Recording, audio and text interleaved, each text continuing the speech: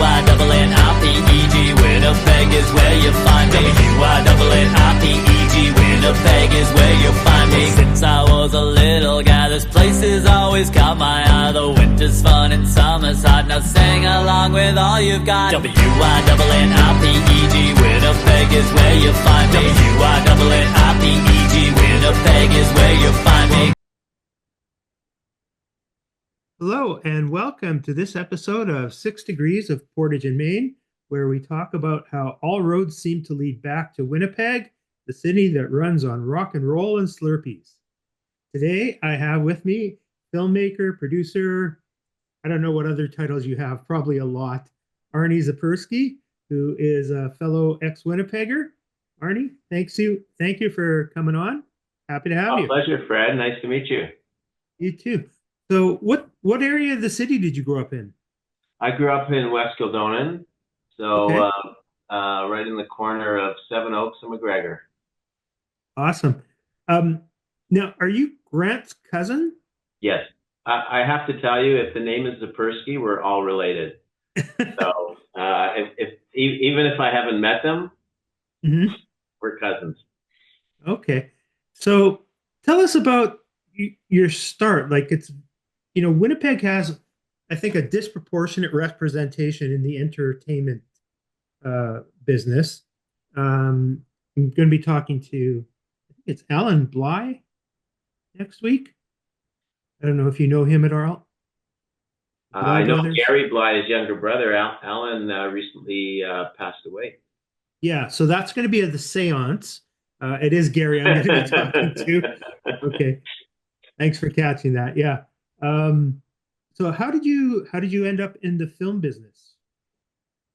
Well, I was one of those kids that fortunately knew from a really young age this is what I wanted to do. My dad got me a Super 8 camera for my bar mitzvah, and I started using it to create stock frame animation, or I even got my high school teachers to allow me to make a film instead of writing an essay. I remember at West Kildonan Collegiate doing a short film to Cat Stevens' song, Where Did the Children Play, when we had to write an essay on urban development. So it was from a pretty young age, but at that time there weren't a lot of options in Winnipeg. So I left Winnipeg right after high school and went to Capilano University on the North Shore of Vancouver for it was like a 2-year multimedia course, and I just fell in love with the film theory that was part of the course. So I continued my education. I moved to Toronto.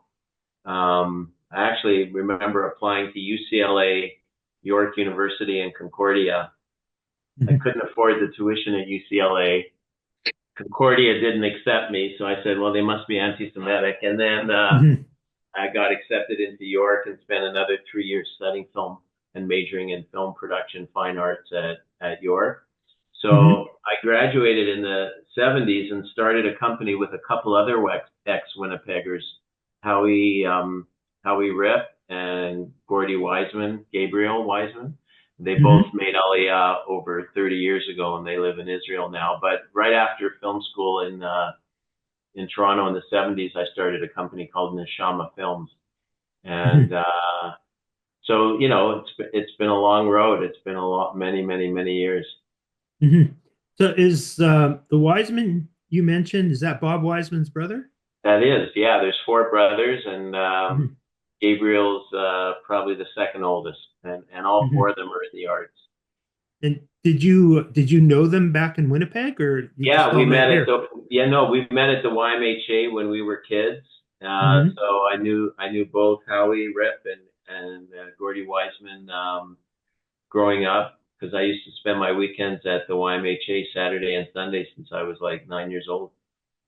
What a dungeon when you think about it now, that building compared to the facilities we have now. Yeah, I guess so. At the time, who thought of it? I just remember floor hockey and ping pong and racquetball and swimming. It was great. So how did you end up deciding that you were going to be on the production end of things as opposed to the more creative, directorial, or writing end of business? Well, it was a kind of mixture of both. Like the when I graduated from film school, I directed a documentary that landed up on Nature of Things and PBS, and Hmm. also was editing quite a bit. And my first big project was a series called Sharon Lawson Brown's Elephant Show. And Okay. the pilot for that I co-directed and co-edited and co-produced with a classmate from film school at York. So I've always been involved in both the production side and the creative side. Like even now, as executive producer, I'm involved with script notes or edit notes. I still, go to set and enjoy all the creative end of production. But I've been running my own company since 1982. So when you're running a company, almost by default, and I enjoyed it very much and still enjoy it very much. Is like the challenges of running a business. Hmm. I noticed you've been nominated for just like a whole slew of awards, and you've won a few. Are there any that are more satisfying than others, or things you should have been nominated for, and the nomination group just didn't see it? Well, I produced some music specials over the years that won Mhm. awards, and that was really satisfying. Like I also love music, and I play piano, and music's a big part of my life, and so we did music documentaries on Canadian artists and received a lot of awards for those films. So I'm proud of that. Mhm. The one that like to your question, ones that I wish we were nominated for. I have a real pet peeve this day because we're producing a series called The Way Home, which is a time travel series that Mhm. was created in house at our company, and I'm so proud of it. And 80% of the talent on the show, from the cast to the directors to the creators to the showrunners to the editors to the composers to the producers, they're all Canadian. I'd love to get some nominations for The Way Home, and that hasn't happened yet. Mhm. Do the nominations in the film business sort of work like in the publishing business? Like you sort of have to have an inside person pushing the nomination and lobbying for you? I don't know. I mean, certainly, Hollywood, they spend a fortune marketing films to get an Oscar nomination. I don't know. I'd like to think not, but I Mhm. really I don't know. I don't. That's not the case in Canada. Maybe it's based on where you sit politically. Like there is politics involved. I don't Mhm. know. I don't know what happens in the publishing world, but Mhm. there's definitely politics involved in terms of getting nominations these days. Mhm. So whoever's on these nominating committees, just know that Arnie has the perfect political alignment, and he Yeah, should be considered for anything you're thinking of thanks, nominating. Fred. Thanks for that. Yeah.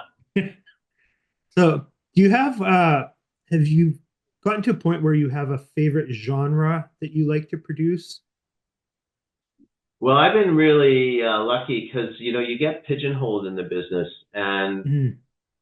as I mentioned, my first series was Sharon Lawson Brown's Elephant Show. It wasn't my first film project. The first was a documentary about experimental treatment for autistic children. So, Mhm. and as I said, did a lot of music shows, concert films, documentaries, arts and entertainment skewed programming. So, and I've done feature films and series, but because we had such success in the kids business, Mhm. both live action and animated shows. Um, I was kind of pigeonholed as a producer of children's programming, which I love doing, but I have to tell you, I love it all. We just finished a feature documentary called Lucy, The Stolen Lives of Elephants, and it goes Mhm. undercover at zoos across North America and exposes how the elephants are treated in order to perform tricks for the public at zoos and circuses. And it's pretty eye-opening, and it's a great story. And as I mentioned, The Way Home is a time travel series that was created in-house by a woman named Marley Reed. I'm so proud of that. I don't really have a favorite because at the end of the day, it's all about telling stories, whether it's for kids or adults, and whether it's scripted or non-scripted. And I've been lucky that, because I've run my own company, I've been able to kind of pick and choose the kind of creative shows that are of interest, and it's been absolutely every genre, even the feature That's film. fantastic. Yeah, so I'm pretty lucky, and right now we're doing a lot of TV movies and rom-coms and Christmas movies and thrillers, and we even developed a limited horror series this year. So it's all over the map. It's really all over the map. You mentioned the elephant stories, and I don't know if it's just my YouTube, but I've been flooded the last couple of months with these groups that are rescuing elephants from all over the world, from these defunct circuses and work camps and stuff like that. It's just such amazing work that these people are doing.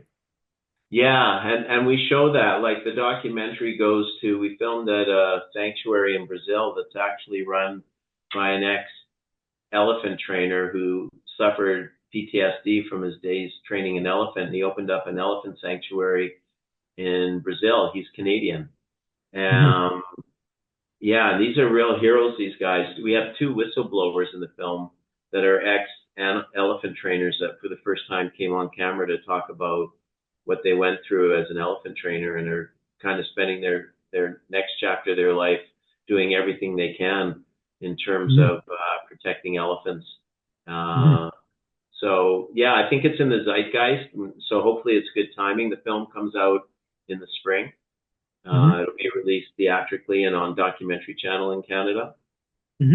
So that's kind of brand new. But it's funny because sometimes people will say to me because they can see in the office. I don't know if you can see in the background. There's a little elephant on the window by the plants, and over your left shoulder. Yeah, that was. So people assume, that's there because I just finished this feature documentary about elephants in captivity. But the truth is that was a present from Sharon Lowson Graham when we wrapped the elephant show. So I kind of feel like it's come full circle. I started out with the elephant show, and that was just based on a conversation I had with my 4-year-old nephew at the time. That inspired me to work in kids programming. I didn't have kids in those days. Are your kids pushing you towards anything these days? Well, I work with all of them, and I didn't see it coming. My wife directs documentaries, and our kids never showed any interest in what we did. Maybe my oldest did because she studied creative writing at Concordia, but my middle daughter was going to be a lawyer. My youngest daughter has her degree in functional medicine and natural nutrition. And my oldest daughter is working with my partner in LA. So all three of them, I have 3 girls. They're all in the business, and I didn't see it coming. It's not. You don't think of film production as a family business, but this company has really turned into a family business. It's sort of like when I look at Winnipeg and all the immigrants that started their own businesses with the hopes of their kids, becoming professionals, and then they realize 30 years into I've got nobody to take over my business. And so many of those small businesses went under. I don't know if you remember, like Midwest Garments and stuff like that. Like, because the kids all went to university and became professionals, but you sort of created your own farm team. Yeah, well, it's funny because, my father was a 3rd generation kosher butcher in Winnipeg, and my grandfather pulled him out of school in high school to help him work at the butcher shop. And my dad never liked it. I mean, he was delivering meat as a teenager on his bicycle in the middle of Winnipeg's winters. it was the opposite for him. He did everything he could to make sure that none of his kids followed Mhm. in his footsteps or took over the business, even though it was, like I said, third generation. It was not something that he really enjoyed, and none of my siblings, got involved in it. And so for him, it was the opposite. Mhm. Well, I spent a stint when I was at university working at Eaton's downtown. I don't know if you remember. They had a grocery store. The Bay had a grocery store down the block. They were competing for who could overprice food the most. And I worked in the butcher shop At there Eaton. at Eaton's. They had a full Yeah, service butcher I don't shop. remember Eaton's or the Bay selling groceries. I don't know how I missed that. I don't remember that. Basement. Got to go in the basement. Yeah, no, I was in the Bay basement. That's where the deals were. Yeah. Yeah. So yeah, and the head butcher or the guy that was in charge of me, um, he was a Holocaust survivor, Holocaust survivor, Hmm. and selling all the pork that he could. Hmm. No, I don't remember that. Yeah. So I understand why your grandfather wouldn't want to stay in the business. No, it wasn't my Your grandfather. It was my grandfather, dad. My your dad. dad, Yeah, yeah, yeah. sorry. My grandfather stayed in it, and I think he was why my dad got into it. He wanted his son in it, but not my father. Mhm. Yeah. So I didn't know there was a kosher butcher besides Omnitsky's, or was that who it was? I guess it was before your time because my dad would have moved out. I think he sold it to Obnitsky in 1985, Okay. and then my parents moved to Vancouver. So, but when I was a kid growing up, there was over a dozen kosher butchers in Winnipeg. And then, like when I was a little kid, and then I think when my dad sold, it was just him and Obnitsky in the mid 80s. Hmm. I had no idea. As soon as Yeah. you don't know about your own little city. That's right. Yeah. Yeah. He was originally, my grandfather started it on Selkirk Avenue. That Mhm. was kind of the center of the Jewish community after the war. And then they moved the butcher shop to River Heights. They were on Grant and Centennial probably for the last 15 years before my dad sold it. So is that France? Do you know Myers Delicatessen? It may still Yeah, be there. Yeah, it was yeah. in that same. There was like four little retail shops in that building. That's where Hmm. my dad was. Hmm. Interesting. You should do like an archival tour of Winnipeg or something Yeah, yeah, of all these things. So do you get back to Winnipeg? Do you still have family there? yeah. I have family and a few really close friends. So I was there twice last summer, and Hmm. uh, maybe out there again next summer. So Nice. yeah, I don't know why I don't get there in the winter. But I found myself coming in the summer. Hmm. Well, I found We even though I've actually got we've also shot probably 6 movies in Winnipeg over the years as well. oh, okay. Yeah, Would yeah. would people recognize them? I'm assuming. Well, some of them were Christmas films. Some of them were Hmm. rom-coms. Yeah, I don't think people would recognize the title, and the titles changed between when we produced it and when it was released. Hmm. Um, but yeah, I always enjoy any opportunity to come home. So are these like Hallmark kind of Christmas movies? Some of them, yeah, we not all of them, but we do Christmas movies for OWN, the Oprah Winfrey Network. We do them for Hmm. Hallmark. We do them for Lifetime. Hmm. We did a couple for Discovery as well. So yeah, it's like you talk about genres. I, Hmm.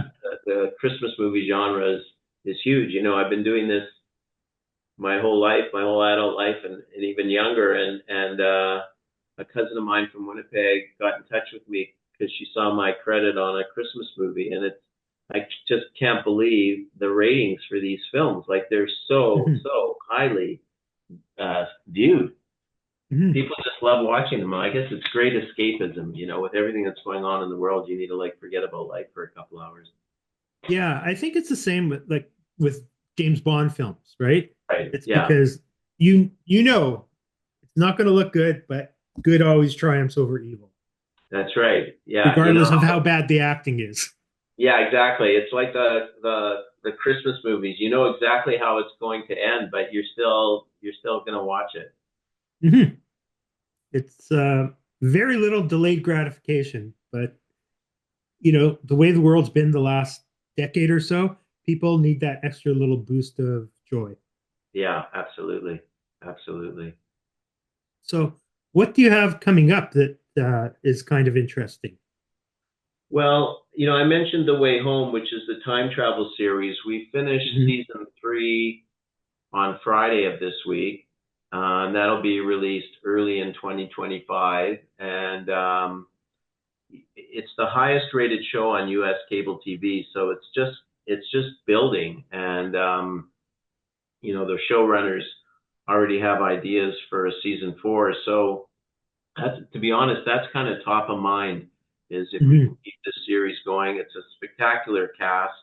It's a series about 3 generations of women and how they try to use time travel to stop tragedies that happened in their lives that affects their relationship.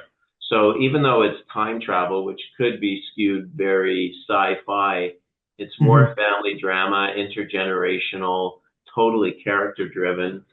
We got a Mhm. spectacular cast. The 3 women, Andy McDowell plays the grandmother, Mhm. Kyler Lee plays the mother, and Sadie LaFlame Snow plays the teenage daughter. And the 3 of them are just spectacular, which between that and the writing, and we have got great directors on the show. Like, I'm not surprised it's rating so well, but to be Mhm. honest, at this point in my career, to have a hit series is just like such a gift. I'm feeling pretty grateful these days, and I'm really, really proud of it because, as I said to you earlier, it's it's Canadian grown. It's all other Yeah. than Andy and Kyler, the rest of the cast and the writers and directors, composer, editor, the entire crew. It's all Canadian talent, and so it's something to be really proud of. That's Mhm. why we got to get a nomination. Mhm. So I'm guessing people know who Andy is. I mean, she was a supermodel and fantastic actress. And Tyler, maybe not as well known, but he played Supergirl's sister in the Supergirl Exactly. series. Yeah, Okay. she was also in Grey's Anatomy. Hmm. I didn't So know that. I think they'd recognize her. Sadie is kind of a newcomer. In real life, she just turned 25. She plays a teenager, but she's just a super super talent. Hmm. Now, do you get to pick these actors, or how do they come into the fold? Yeah. So what happens is the showrunners and myself kind of put up a short list of who they come in and audition. Obviously, Andy and Kyler were just offered the role because Because of their they're them. stature and just like if you read the script, you could just see both of them perfectly. So they were just offered. Everyone else had to audition. Every other character had to audition. And so what happens is the process is we'll look at maybe 30 or 40 auditions, and then we'll narrow it down to maybe 3 or 4, and then Mhm. we send those to the network, and they together with us pick who's going to get it. But the network and the distributor have a lot of input, and ultimately it's their call. Like Mhm. fortunately, we've all been on the same page, and there hasn't been any disagreements about who to cast. But so we do the first round just to weed out and get a short list over to the network. Mhm. So in this show, do you deal with the age-old question that if you were driving a car at the speed of light, and you turned on your headlights, would they actually do anything? I haven't heard that before. Oh, it's just one of these, can we actually time travel? I think there has to be a way to time travel.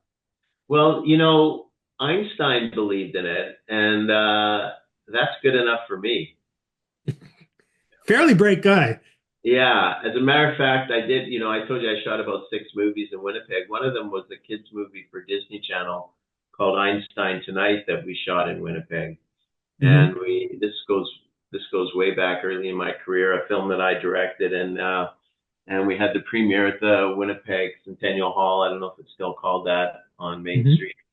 And it was based, and Gory Wiseman, who I mentioned earlier, or Gabriel Wiseman, he goes by Gabriel Emmanuel now. Some of your listeners may know of him because he wrote the one-man play Einstein, which toured across Canada, including Winnipeg.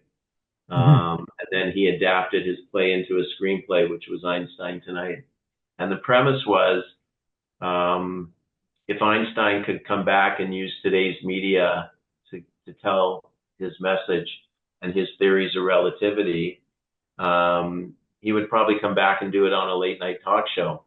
So Yeah. the adaptation of the one man play was Einstein being interviewed on a Winnipeg late night talk show, and the reason he chose Winnipeg is because it was kind of the center of the universe from geographically. Hmm. I can see that. I can also see him going on Joe Rogan. Right. Yeah, wherever he's going to get the biggest audience. But Hmm. it was great because, and the reason I think people use Winnipeg as a location is it's got fantastic architecture from last century. Plus, Hmm. it can double as any urban city in North America. So it's a popular place. The challenge is there's not enough crew in Winnipeg to really have multiple films going at once. Hmm. And I know from my friends that produce in Winnipeg, it's one of the things they're working on is to build the industry. And how do you get to, I don't know, like how does the industry develop in Winnipeg? It's sort of like, this is a weird segue, but like how the gay village developed in Toronto. Like what drew all those people in to one little neighborhood where they created their own little eco world for themselves.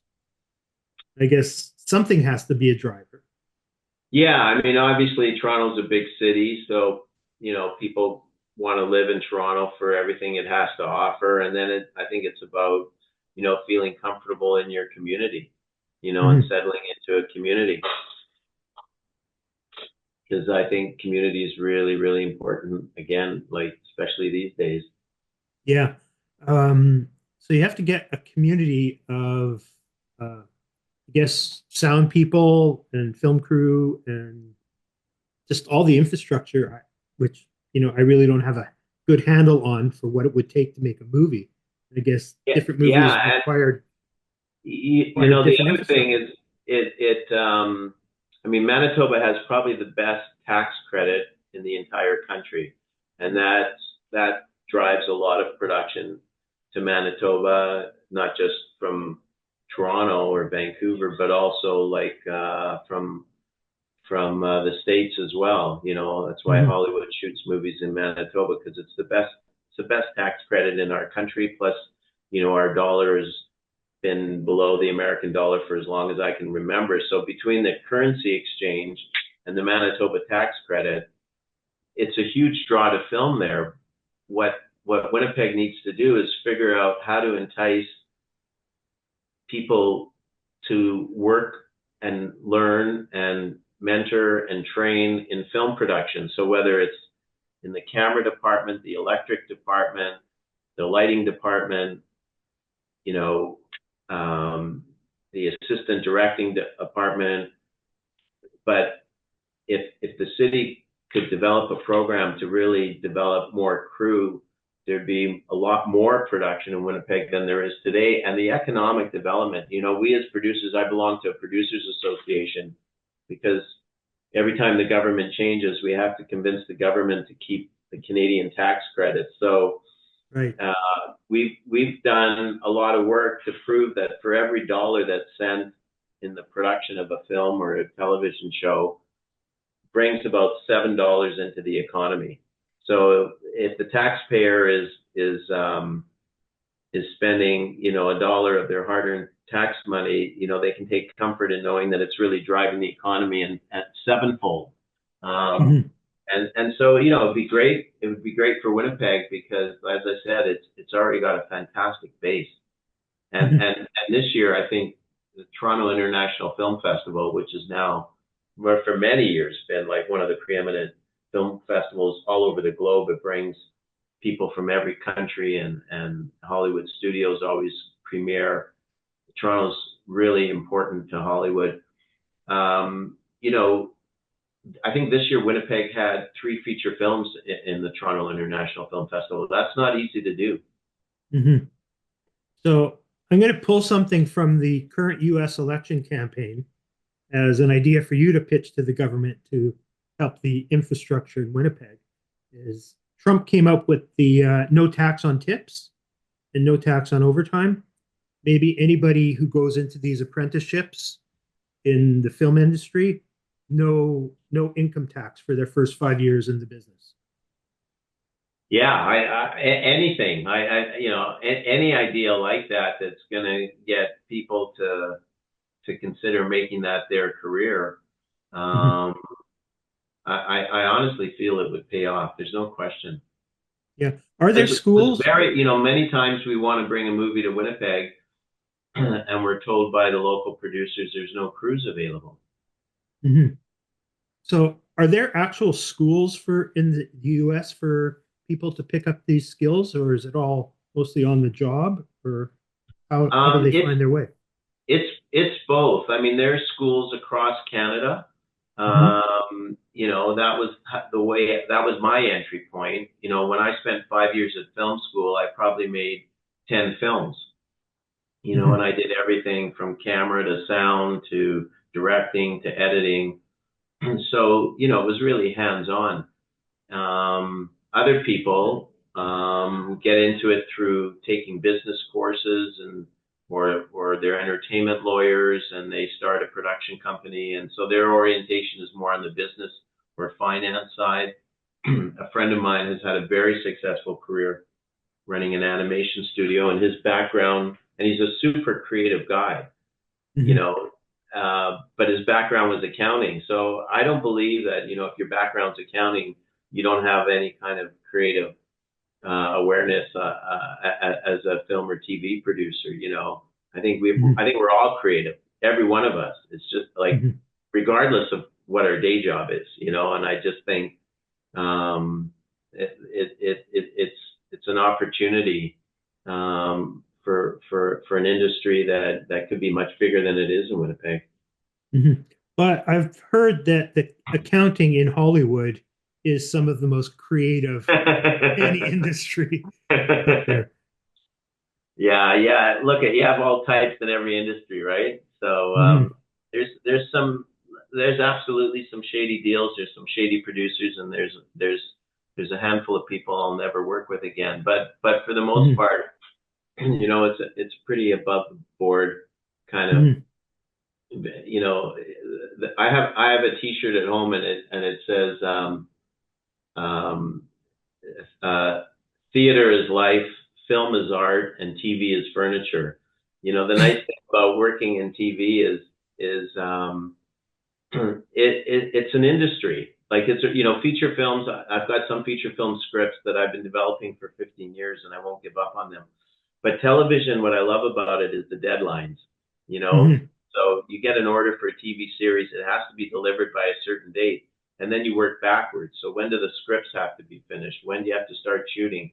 When do you have to start film editing? When do you have to start the audio mix? Like, it's all about. It's very systematic. Hmm. Um, and I love that about TV, because things happen. You make things happen. Hmm. We're almost out of time, so I'm going to leave you with one last question.